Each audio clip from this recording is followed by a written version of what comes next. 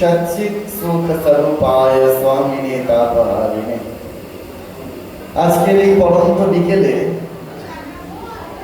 Netaji gold star club আয়োজিত কৃতি ছাত্র ছাত্রী সম্মাননা অনুষ্ঠানে আমাকে যে আসবার দুর্লভ সুযোগ ক্লাব কমিটি করে দিয়েছেন, তার জন্য আন্তরিক কৃতজ্ঞতা ধন্যবাদ জানাই। ক্লাবের সঙ্গে সংযুক্ত সমস্ত সদস্যা যারা রয়েছেন নেপথ্যে এবং পশ্চাতে, সকলকে একযোগে আমার শ্রদ্ধা নমস্কার। এখানে যারা অভিভাবক অভিভাবিকারা উপস্থিত হয়েছেন, পাড়া প্রতিবেশীর সজ্জনবর্গ যারা উপস্থিত হয়েছেন, তাদের প্রত্যেককে আমার যথাযোগ্য স্থানে শ্রদ্ধা নমস্কার জানাই।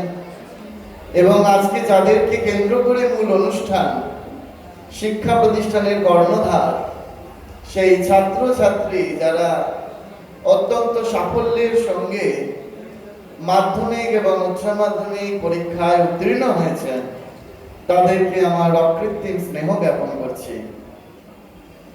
আমাকে দু চার কথা বলবার জন্য বলা হলো এবং আমাকে যখন ফোন করা হয়েছিল তখনই বলে দেওয়া হয়েছে মহারাজ এসে ওদের জন্য কিছু বলবেন। তাহলে মূলত আজকে ছাত্রছাত্রীর উদ্দেশ্যে যদি কিছু বলতে হয়, তাহলে আমাদের প্রথমেই যেটি প্রয়োজন সেটি হচ্ছে এই যে আমরা মাধ্যমিক এবং উচ্চ মাধ্যমিক পরীক্ষায় সফলতার সঙ্গে উত্তীর্ণ হয়েছি, আমরা এইখানে যেন কোনো বাউন্ডারি লাইন না টেনে ফেলি। কারণ সফলতার কোনো বাউন্ডারি লাইন হয় না। আমরা যতদূর পারবো ততদূর এগোনোর চেষ্টা করব এবং আসল সফল হওয়া হচ্ছে এইটি যেদিন আমরা প্রকৃত মানুষের মতো মানুষ হয়ে উঠতে পারবো। এই মানুষের মতো মানুষ হয়ে ওঠা এটি বড় কঠিন কাজ। আমাদের স্বভাবতই বড়রা প্রণাম করলে আশীর্বাদ স্বরূপ তারা বলে ওঠেন যে বাবা মানুষের মতো মানুষ হও। কিন্তু যদি তাদেরকে পাল্টা প্রশ্ন করা হয় যে আচ্ছা এই যে বললেন মানুষের মতো মানুষ হওয়া, এই মানুষের মতো মানুষ হতে গেলে কেমনটি হতে হয়, অনেক বড়রাই হয়তো এর উত্তর দিতে পারেন না।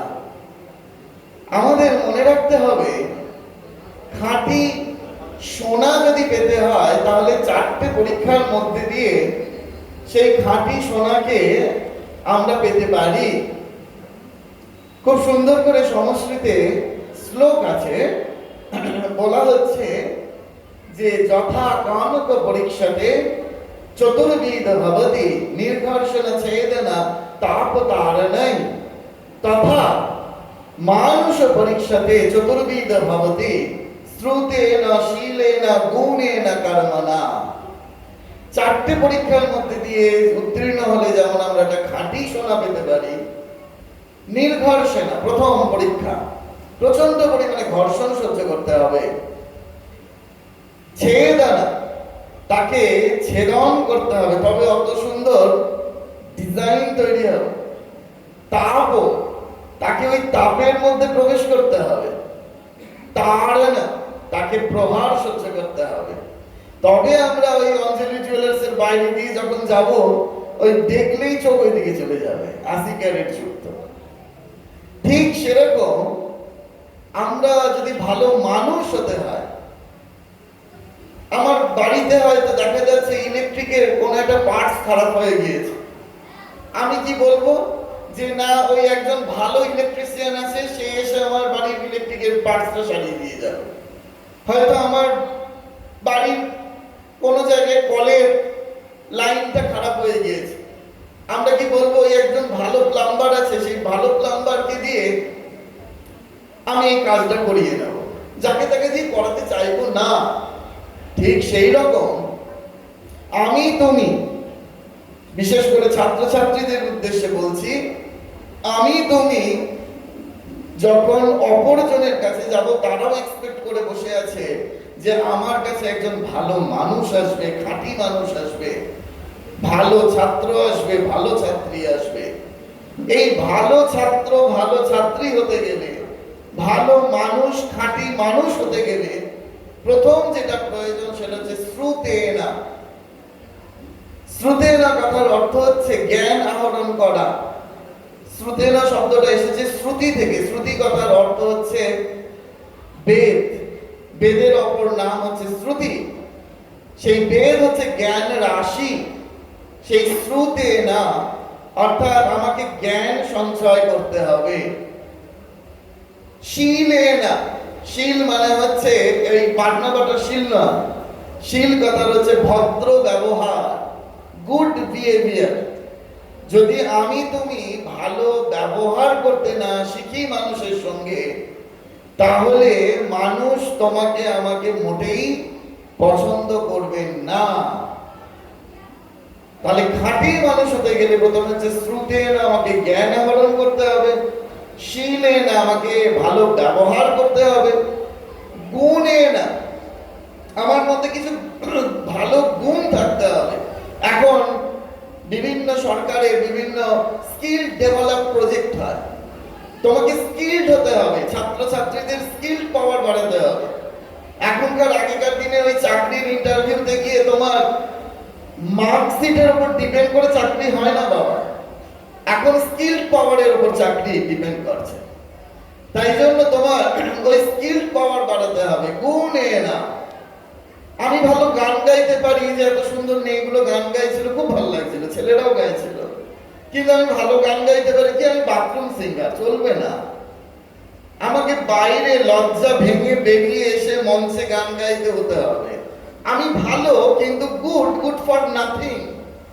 আমি ভালো কোনো কাজে লাগে না, চলবে না, স্কিলড হতে হবে। সেই গুণেনা, তোমার মধ্যে যে গুণ রয়েছে তার ডেভেলপ ঘটাতে হবে। তুমি হয়তো ভালো রেজাল্ট নাই করতে পারো, হয়তো ভালো মার্কস পেলে না, কিন্তু তুমি ভালো ইলেকট্রিকের কাজ করতে পারো, তুমি সেই দিকে এগিয়ে যাও। তুমি ভালো কলের কাজ করতে পারো, তুমি সেই দিকে এগিয়ে যাও। কিন্তু যার যেটা পারো সে সেইটাকে যদি আমরা দেখার চেষ্টা করি যে আমার কোথায় ন্যাক রয়েছে, আমার কোথায় ইচ্ছা রয়েছে, আমি সেই দিকে এগোনোর চেষ্টা করব। কেউ মাথার দিব্যি দেয়নি যে সবাইকে ওই এক ধারায় ওই সাধারণ পড়াশোনার দিকে আমাকে চলে যেতে হবে, কেউ মাথার দিব্যি দেয়নি। কিন্তু আমি যেটা ভালো পারি সেটা আমাকে নিজেকেই ঠিক করতে হবে এবং সেই দিকে যথেষ্ট যত্নপর হতে হবে, সেই দিকে আমাকে এগিয়ে যেতে হবে। গুণেনা, এবার গুণেনা হলো আমার স্কিল আছে, কর্ম না, আমাকে সেটাকে প্র্যাকটিক্যাল ইমপ্লিমেন্ট করতে হবে, আমাকে সেটা আমার লোকের কাছে প্রকাশ করতে হবে। আমার বাড়ির লোক যতই কিছু বলুক না কেন, আমার বন্ধু বান্ধব যতই কিছু বলুক না কেন, কিন্তু আমি যেটা ভালো মনে করি, if you think I can, you are right, you can. If you think I can not, you are right, you can not. যদি তুমি মনে করো যে এটা আমি পারি, তুমি ঠিক ভেবেছো, তুমিই পারো। যদি তুমি মনে করো যে আমি এটা পারবো না, আমার দ্বারা হবে না, এই হবে না শব্দটা জীবন থেকে যদি মুছে ফেলতে না পারো এখনই, তাহলে জীবনের সফলতার শিখরে পৌঁছাতে পারা যাবে না। এই সফলতার শিখরে পৌঁছাতে গেলে আমাদের যেটা সব থেকে বেশি প্রয়োজন সেটা হচ্ছে ডিসিপ্লিন লাইফ লিড করা। ডিসিপ্লিন লাইফ লিড যদি আমরা না করি তাহলে আমরা সফলতার শিখরে পৌঁছাতে পারবো না।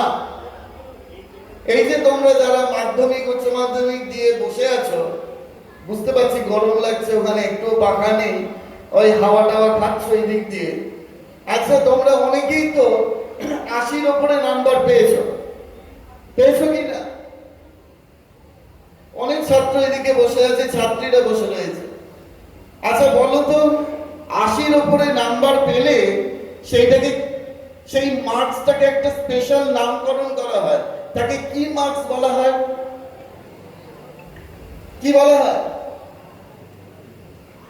80 পেলে তাকে কি বলা হয়?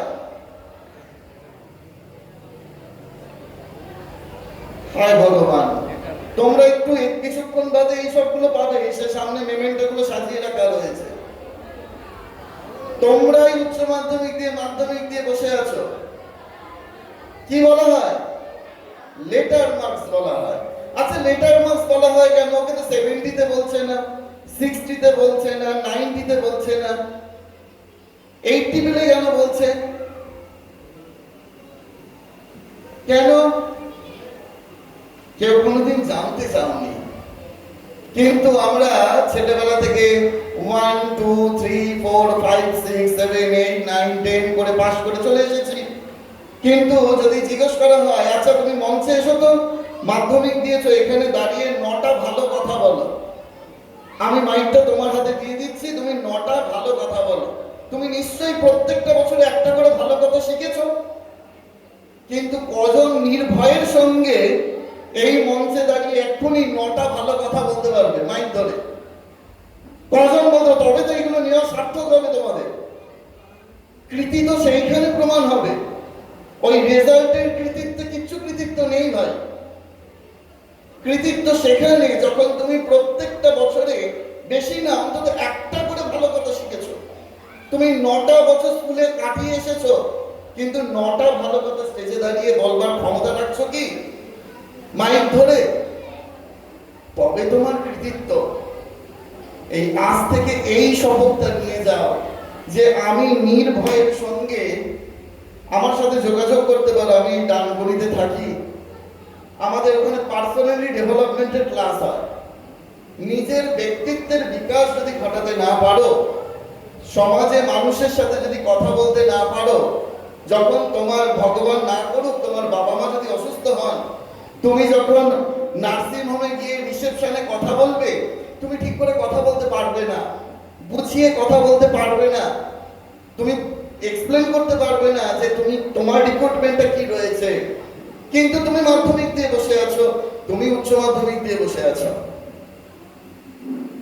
ওই পড়াশোনার আমি তো মনে করি কোনো দাম আছে কিনা জানি না, থাকলে থাকতে পারে, কিন্তু যতক্ষণ না তুমি প্র্যাকটিক্যালি ইমপ্লিমেন্ট করছো তার, ততক্ষণ পর্যন্ত ওটার কোনো ভ্যালু নেই। সেই জন্য আমাকে নিজের ওই ডিসিপ্লিনে আসতে হবে। আমি বলি, যেটা জিজ্ঞেস করলাম কেন লেটার বলা হয়, জেনে রাখো, LETTER লেটার। এবার এটাকে যদি যোগ করো alphabetically, ABCDEFGHIJKL, L is equal to 12, E is equal to 5, LETTER যদি যোগ করো তার যোগফল হবে 80। ওই জন্য বড়রা অনেকে জানে না, না জানাটা দোষের না, জেনে নেওয়াটাই কাজের। ঠিক সেই রকম আমরা যদি সাকসেস বলতে ধরে নিলাম যে 100 আউট অফ 100 হচ্ছে আমার সাকসেস, যে 100 পাওয়াটা আমার জীবনের ওটা সাকসেস পয়েন্ট ধরে নিচ্ছি, ওটা হতে পারে না। তাহলে জেনে রাখো, ডিসিপ্লিন এই যদি তুমি ভাঙো, D is equal to 4, এইরূপ ভাবে যদি টোটালটা যোগ করো তার যোগফল দাঁড়াবে 100। Discipline is to attitude is equal to success.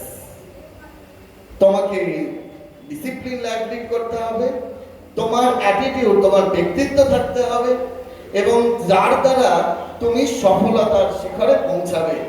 তোমার মতনই এক ছাত্র আচার্যের কাছে গিয়েছে, টিচারের কাছে গিয়েছে, গিয়ে বলছেন যে আচ্ছা আমি জীবনে সফল হব কেমন করে? তখন আচার্য জিজ্ঞেস করছেন, আচ্ছা তুমি সকালে কখন ঘুম থেকে ওঠো? না, সকালে কোনোদিন 7টায়, কোনোদিন 8টায়, কোনোদিন 9টা, ছুটির দিন হলে তো ডেকে ডেকে তুলতে হয় মাকে। আচ্ছা তুমি ঠিক ঠিক সময় ঘুম থেকে উঠে লেখাপড়া করো? যদি ইচ্ছা হয় সেদিন করি, আর না হলে আগের দিন যদি ফেসবুকে কোনো পোস্ট করি, সকালবেলা উঠেই দেখতে শুরু করি কতগুলো কমেন্টস এলো, কতগুলো লাইক করলো। আচ্ছা তুমি ঠিক ঠিক সময় স্কুলে যাও? যেদিন ইচ্ছা হয় সেদিন যাই, যেদিন ইচ্ছা হয় না সেদিন যাই না। আচ্ছা স্কুল থেকে ফিরে খেলাধুলা করো? যেদিন ইচ্ছা হয় করি, যেদিন ইচ্ছা হয় করি না। সন্ধ্যাবেলা ঠিক ঠিক সময় খেয়ে পড়তে বসো? যেদিন ফোনে ইন্টারনেটটা অন থাকে, সেদিন আর পড়তে বসার কথা মনে পড়ে না। যখন নেট রিচার্জটা শেষ হয়ে যায় তখন একটু বই নিয়ে বসি আর কি। আচ্ছা, রাত্রিরে ঠিক ঠিক সময় ঘুমোতে যাও, ফোনটা পাশে থাকে, কখন ঘুম আসে বলতে পারবো না। আচ্ছা, তুমি কি প্রশ্ন করেছিলে মনে আছে? হ্যাঁ মনে আছে। কি প্রশ্ন? আমি জীবনে সফল হব কেমন করে? দেখো, তুমি এর উত্তর এতক্ষণ দিয়ে গেছো, কোনো ঠিক নেই। এই গোটা জীবন যাপনটা যদি সকাল থেকে রাত অবধি যদি আমাদের ঠিক রুটিনে না চলে, তাহলে জীবনের সফলতাতে পৌঁছাতেও আমাদের কোনো ঠিক থাকবে না। সেই জন্য ভীষণ পরিমাণে গুরুত্বপূর্ণ যে আমাদের দৈনন্দিন জীবন যাপনকে অত্যন্ত পরিমাণে যেন একটা রুটিন লাইফ লিড হয়, নির্দিষ্ট পরিমাণে যেন আমরা সময়টিকে ভাগ করে নিয়ে, কারণ ইংরেজিতে একটা কথা আছে, শুনে রাখো, time wasted is life wasted, time management is life investment.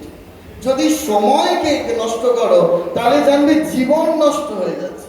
সময় চলিয়া যায় নদীর স্রোতের প্রায়, যে জন না বোঝে তারে ঠিক শতধিক, বহিছে সোনার ঘড়ি টিক টিক টিক, যা কিছু করার আছে করে নাও ঠিক। যদি মনে করো যে ভালো জিনিস আজকে শুনলাম, ঠিক আছে কাল থেকে শুরু করো, তাহলে কালকে গিয়ে মনে হবে আবার কাল থেকে শুরু করো।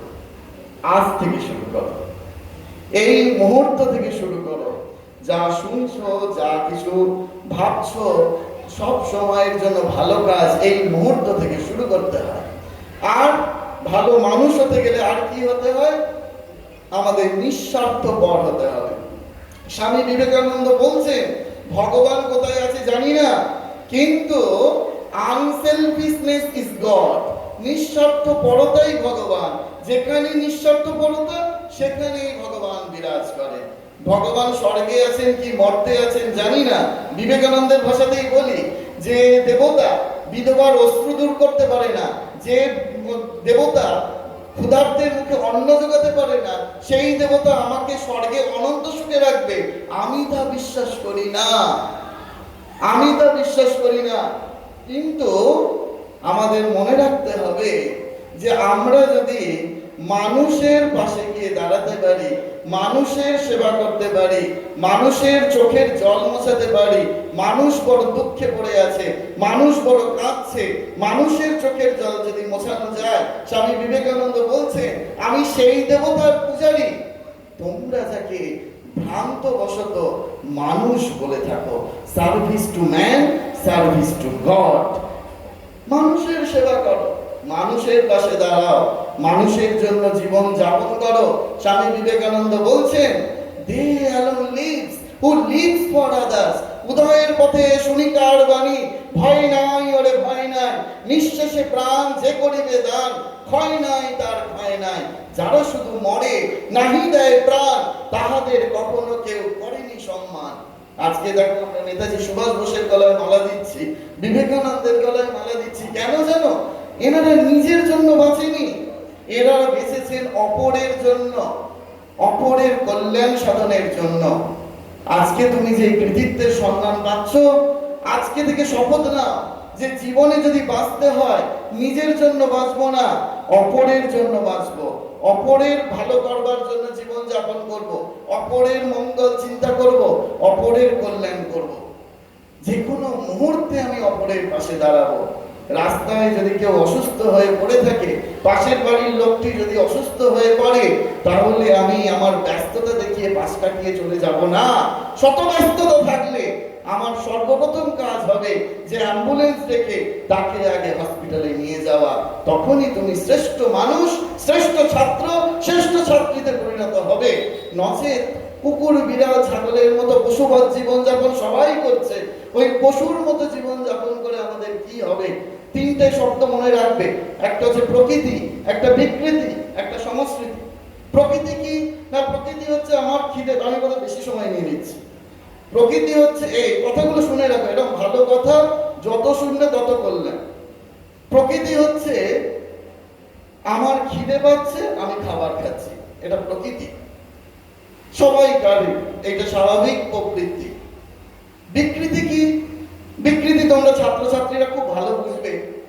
আমি জানি না তোমরা মিড ডে মিলের দুনিয়াতে টিফিন নিয়ে যাও কিনা।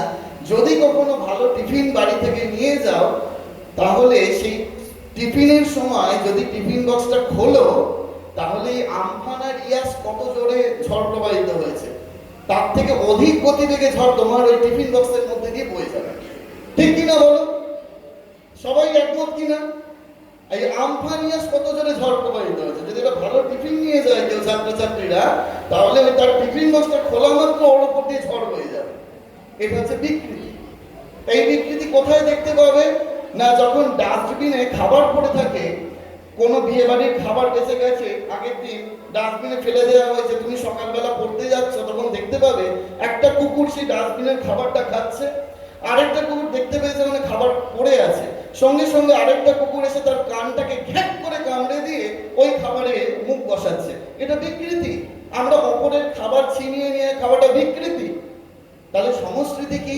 সংস্কৃতি শোনো, আমাদের রামকৃষ্ণ মিশনে, সারগাছি রামকৃষ্ণ মিশন মুর্শিদাবাদে অত্যন্ত প্রত্যন্ত একটি দরিদ্রতম এলাকায় সেই রামকৃষ্ণ মিশন। আর রামকৃষ্ণ মিশনে তো ছাত্রীরা থাকতে পারে না, কেবলমাত্র ছাত্ররা। সেইখানে টিফিন হয়েছে। সেই টিফিনের সময় একটি ছাত্র হেডমাস্টার মহারাজের ঘরে তার টিফিনটা নিয়ে ছুটে গেছে। সেই দিন তার মা কোনো রকম একটু লুচি আর হালুয়া করে দিয়েছে।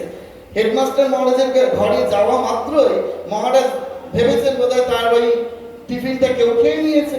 মহারাজ বলছেন, কি রে, আজকে তোর টিফিন কি কেউ নিয়ে নিয়েছে? সেই ছাত্রটি বলছে, না মহারাজ, আজকে আমার মা একটু ভালো টিফিন দিতে পেরেছে, লুচি আর হালুয়া নিয়ে এসেছি, আমার বন্ধুকে নিতে বলছে, ও নিচ্ছে না, আপনি একটু বলুন ও যেন আজকে আমার কাছ থেকে একটু লুচি হালুয়া খায়। এটা হলো সংস্কৃতি। রামকৃষ্ণ বিবেকানন্দ ভাব এটি শেখায়। আমরা যখন অপরকে দিয়ে খাবো, অপরের জন্য বাঁচবো, অপরের সাথে শেয়ার করব। আমাদের ইংরেজিতে একটা খুব সুন্দর কথা আছে, এগুলো কথাগুলো মনে রাখার চেষ্টা রেখো, যে বলা হচ্ছে সরো শেয়ার সারো হাফ। দুঃখ যদি আমরা ভাগ করে নিই, তাহলে দুঃখ হচ্ছে আমাদের অর্ধেক হয়ে যায়, অল্প হয়ে যায়। Happiness share, happiness double. যদি আমরা আনন্দ ভাগ করে নিতে পারি, আনন্দ দ্বিগুণ বর্ধিত হয়ে যায়। সেই জন্য সব সময়ের জন্য আমরা অপরের সাথে আনন্দ ভাগ করে নেব, অপরের জন্য জীবনে বাঁচব, অপরের জন্য আমরা জীবন যাপন করব। ছাত্রছাত্রীদের বিশেষ করে বলি, তোমরা কিরকম এতদিন করে এসেছো বা এরপরে যাতে না করো সেই জন্য হুঁশিয়ারি বার্তা দিই। তোমরা হয়তো একটা 1 বোতল জল নিয়ে গেছো। কেন বলছি সেটা শোনায়। আমি এ যাবৎকালে 168টি স্কুল আর 36টি কলেজে পড়িয়েছি। তাহলে বুঝতে পারছো আমার ছাত্রছাত্রীর সংখ্যা।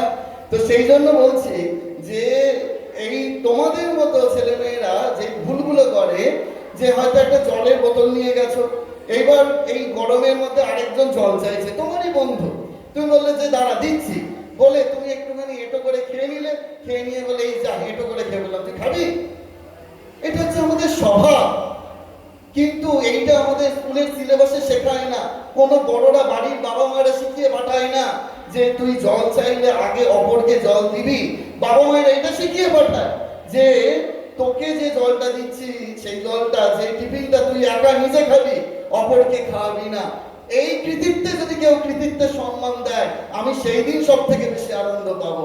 কারণ ওই কয়েকটা মার্কসের ভিত্তিতে জীবনে মানুষ গঠন হয় না। এই কৃতিত্বে যদি কৃতিত্ববান হও, সেই দিন তুমি একটা প্রকৃত সাচ্চা মানুষে পরিণত হবে। যেদিন তুমি অপর বন্ধুদের পাশে গিয়ে দাঁড়াতে পারবে। সিঁড়ি দিয়ে নাচছো ছুটির সময়, তোমারই বন্ধু হয়তো সিঁড়ি দিয়ে পড়ে গেল, তোমার কখনো মনে হবে না যে তুমি আগে গিয়ে ফার্স্ট এড বক্সটা টিচার্স রুম থেকে নিয়ে এসে তার পায়ে আগে লাল ওষুধটা লাগিয়ে দাও। যেই মুহূর্তে পড়ে গেল, সবার প্রথম তোমরা হাসতে শুরু করো, কেন সে সিঁড়ি থেকে পড়ে গেছে।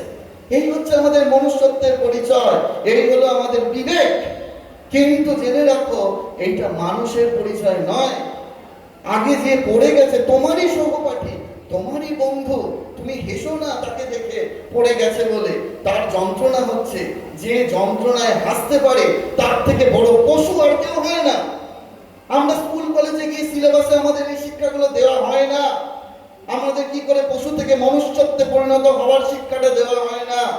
সেই জন্য আমরা এই প্রত্যেকটা মুহূর্তে এই ভুলগুলো করি, যেগুলো স্কুল কলেজ ছাত্রছাত্রীদের করা একেবারে অনুচিত। যখন তুমি পরীক্ষা দিতে গেছো, অবশ্যই তোমার যদি সামর্থ্য থাকে একটার জায়গায় দুটো অথবা তিনটি কলম নিয়ে পরীক্ষা দিতে যাও। তোমারই পরীক্ষার হলে তোমারই সহপাঠীর যদি কোনো পেনে কালি আটকে যায়, সবার প্রথম তুমি আগে এগিয়ে দাও, গিয়ে যাতে সেই সহায়তা করতে পারো তোমার পেন দিয়ে। তুমি স্টেশনে ট্রেন ধরতে যাচ্ছ, দেখছো তোমারই ঠাকুমা, তোমারই দাদুর বয়সী কোনো একজন ভদ্রলোক ভদ্রমহিলা একটা বিরাট ভারী ব্যাগ নিয়ে স্টেশনের সিঁড়িতে উঠতে পারছে না। তোমার নৈতিক কর্তব্য, তবে এই মেমেন্টোগুলো নেওয়া তোমাদের সার্থক হবে, আমি বলে যাচ্ছি। তবে এই মেমেন্টো নেওয়া সার্থক হবে যখন সেই ঠাকুমা দাদুকে নিজের ঠাকুমা দাদু বলে মনে হবে। তাদের ভারী ব্যাগটা তুমি বলবে যে দিন আপনি কোন ট্রেনে উঠবেন, চলুন আমি আপনাকে সেই ট্রেনে এই ভারী ব্যাগটা দিয়ে এগিয়ে দিচ্ছি। এই সেবাগুলো করতে পয়সা লাগে না, এই সেবাগুলো করতে শুধু মনুষ্যত্বের পরিচয় লাগে, যেগুলো তোমাদের বাড়িতে তোমাদের বাবা মায়েরা কোনোদিন শেখাবে না। আমরা শেখাবো, আমরা দায়িত্ব নিয়েছি, আমরা শেখাবো তোমাদেরকে। আমাকে ওই জন্য সব জায়গায় নিয়ে যাওয়া হয়। জানি না এখানে এনারা নতুন, আমায় এতটা সময় দিয়েছিল কিনা, কিন্তু আমি জানি তোমাদের মধ্যে যদি একজনও আমার কথা শুনে যদি এই চেতনার উন্মেষ ঘটাতে পারো, ট্রেনে বাসে যদি চড়ো, সামনে যদি দেখো তোমার বয়োজ্যেষ্ঠ কেউ দাঁড়িয়ে রয়েছে, অবশ্যই তুমি তোমার সিটটা ছেড়ে দিয়ে আগে বলবে যে আপনি আগে বসুন, আমি দাঁড়িয়ে রয়েছি। যদি এই পরিচয় দিতে পারো, এই মনুষ্যত্বের যদি দাবি রাখতে পারো, তখনই মনে হবে এই মঞ্চ থেকে তোমার কৃতিত্বের সম্মান নেওয়া সার্থক হলো। নচেত ওই কয়েকটা নাম্বার পেলে পরীক্ষায় বাংলা, ইতিহাস, ভূগোল, সংস্কৃতে, সেই নাম্বারের ভিত্তিতে কখনো কৃতিত্বের পরিচয় হয় না, জেনে রাখো। তখনই তুমি কৃতিত্বের পরিচয় হবে যখন তুমি একটা শ্রেষ্ঠ মানুষে পরিণত হবে। আমি আশা রাখবো তোমাদের কাছে, এখন দুনিয়ায় ডাক্তার, ইঞ্জিনিয়ার প্রচুর রয়েছে ভাই, শুধু নেই শুধু মানুষ। মানুষের সংখ্যা দিন দিন কমে যাচ্ছে।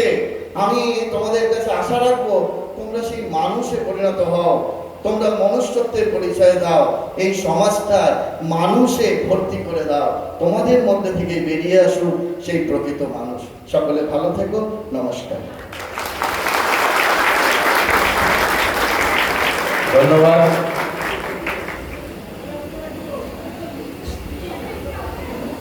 আমাদের আজকে প্রধান অতিথি, আমাদের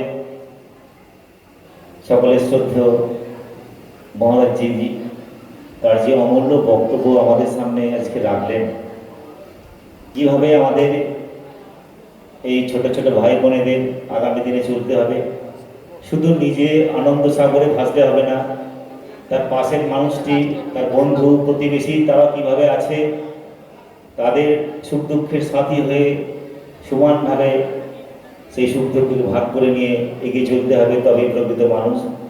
তার অমূল্য বক্তব্য নিশ্চয়ই আপনারা শুনেছেন। আমরা আন্তরিকভাবে তাকে সাধুবাদ জানাবার আমাদের যোগ্যতা নেই, আমরা কৃতজ্ঞ, আমরা আপ্লুত তার এই মূল্যবান বক্তব্যে। আমাদের অনুষ্ঠানের আজকে আরও এক বিশেষ অতিথি শ্রদ্ধেয় মাস্টারমশাইকে আমি সংক্ষেপে